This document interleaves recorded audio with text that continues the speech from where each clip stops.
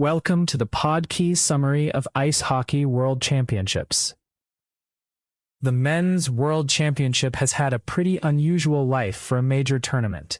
It started out tied to the Olympics, turned into its own yearly event, got shaped by Cold War politics, rule changes, and endless arguments over who was really an amateur, and somehow ended up as one of hockey's biggest live spectacles. And one of the most interesting things about it is that it still isn't just international NHL hockey. The format, the rosters, the rules, and even the meaning of the event can shift a lot depending on the era and the country looking at it.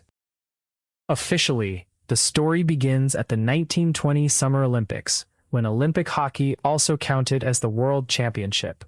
That arrangement lasted all the way through 1968, which tells you how gradually this thing became its own institution. The first standalone World Championship came in 1930, and over time, the structure kept changing. Early versions leaned on round robins and medal rounds, but by 1992, the tournament moved to a playoff system because people were tired of championships being effectively decided before the last game was even played. Now it's built more like a full international ladder. There are 16 teams in the top championship group, 3 12-team divisions below that, and sometimes a 6-team Division 4, with promotion and relegation connecting the whole thing. That matters because it means traditional powers and newer hockey countries are part of the same ecosystem. You can start low, move up, and actually earn your place. For decades, the tournament was officially amateur-only right up until 1977. On paper, that sounds clean. In practice, it was anything but. NHL players were barred, while Soviet players could be full-time athletes tied to state industries and still be presented as amateurs. So the rules were supposed to protect fairness, but they also created a pretty obvious imbalance. Canada got so frustrated with that setup that it withdrew from international competition in 1970 after the IIHF backed away from an agreement that would have allowed a limited number of professionals. This was never just a paperwork dispute. It was a fight over what amateurism even meant and who benefited from that definition. When professionals were finally admitted, Canada returned in 1977. But opening the door didn't suddenly level everything out. Canada's first roster with active NHL players finished 4th and lost to the Soviet Union by a combined 19-2. That's a useful reality check. Talent mattered, obviously, but so did continuity, preparation, and years of international experience. Canada owned the early years, winning 12 championships from 1930 through 1952. Then the Soviet Union arrived, and international hockey tilted hard in a different direction. The 1954 final, where the Soviets beat Canada 7-2, is described by the IIHF as the start of the modern era. That wasn't just one upset. It marked the beginning of a rivalry that gave the tournament a totally different identity. From 1963 through the Soviet breakup in 1991, the USSR won 20 titles in 26 tournaments. So if you look at the championship's history, you're also looking at a map of shifting political and sporting power. Cold War tensions showed up directly on the schedule too. Canada and the United States boycotted the 1957 tournament in Moscow over the Soviet occupation of Hungary, and the 1969 Czechoslovakia-Soviet Games carried huge emotional force after the Warsaw Pact invasion of Czechoslovakia. Then, the Soviet Union and Czechoslovakia broke apart, and the field changed again. Russia inherited the Soviet place at the top level, the Czech Republic stayed in the top division, and Slovakia had to start from the bottom and climb back up. Since the 1990s, and especially into the 2000s, the balance among the traditional Big Six has felt a lot tighter. Canada, Czechia, Finland, Russia, Sweden, and the United States. From 1992 to 1996 alone, 5 different countries won the title. Part of what makes the event so unpredictable is the calendar. It overlaps with the Stanley Cup playoffs, so some stars never come, some arrive late after their NHL team is eliminated, and national rosters can look wildly different from one year to the next. That creates space for chaos, and this tournament has delivered plenty of it.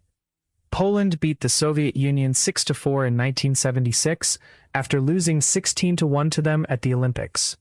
Germany made a surprise semifinal run in 2010 after finishing 15th the year before. And then there's the United States, which has had one of the strangest title droughts in the sport.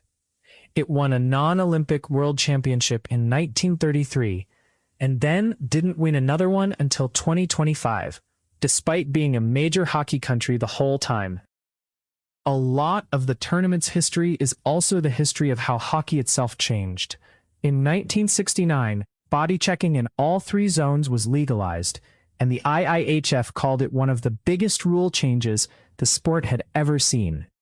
Some critics thought it would turn hockey into, quote, a sport for goons, which is a very hockey way to panic about the future. Then came helmets in 1970, mandatory goalie masks in 1972, and shootouts in 1992. You can see the sport trying to balance safety, scoring, and the practical need to actually settle games. Another huge shift came in 1997, when the two-line pass restriction was removed as a response to the neutral zone trap.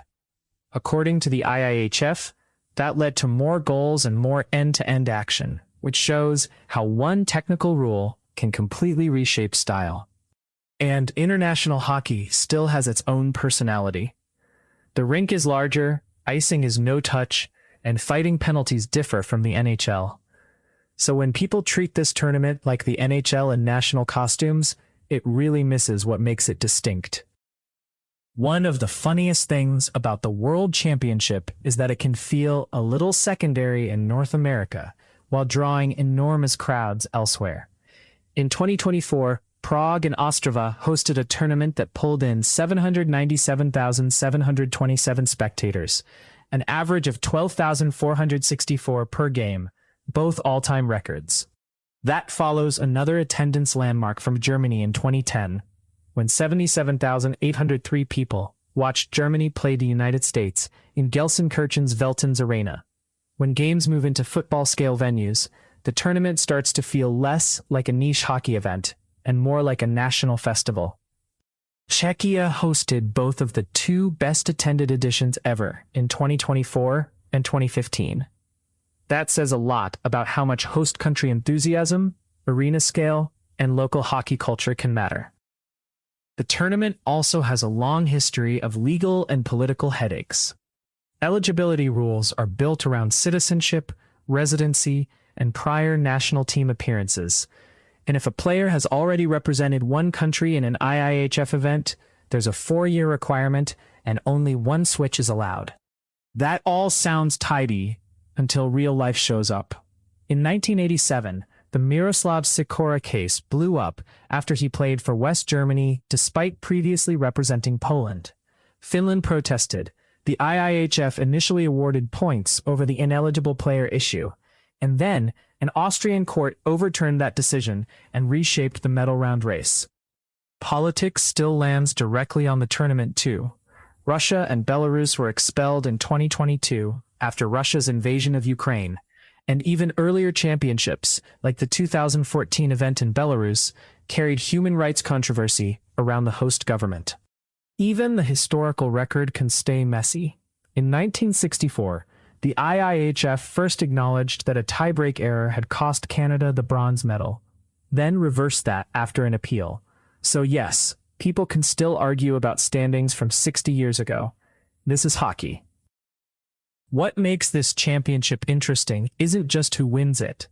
It's the way the tournament keeps reflecting bigger arguments about fairness, identity, politics, and what kind of game hockey is supposed to be.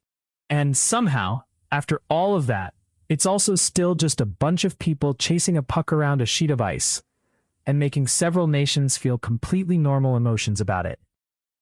This episode was generated by Podkey. Create your own at podkey.fm.